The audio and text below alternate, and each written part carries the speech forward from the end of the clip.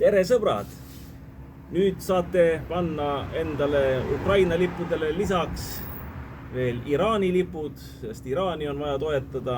Halb agressor USA ja Iisrael on alustanud raketirünnakuid Iraani suhtes, aga see selleks. Ma tahan rääkida ka natukene maamaksust. Näed, ongi see saanud teoks, millest plaan B rääkis. Ja need olid ju faktid.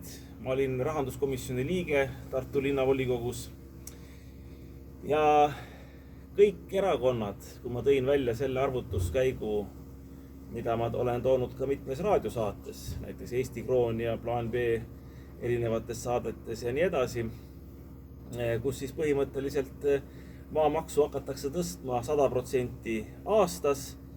Tartu on faktiliselt selle strateegia kinnitanud, seda kinnitas isamaalane Meelis Leit, kui ta oli rahandusabi linnapea, ma ei tea, kes praegu seal rahandusabi linnapea on.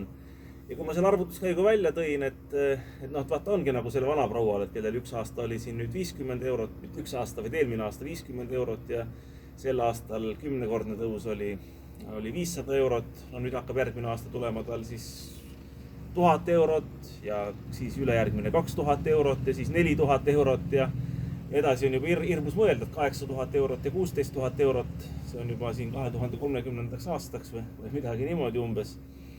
Kui ma selle arvutuskäigu välja tõin linnavolikogu rahanduskomisjonis, siis EKRE vahtis imeliku näoga, rahvuslased ja konservatiivid vahtisid imelike nägudega, sotsid imelike nägudega, loomulikult Eesti 200 imelike nägudega, Reformierakond, Isamaa, kõik imelike nägudega, nagu ma oleks mingi lollakas.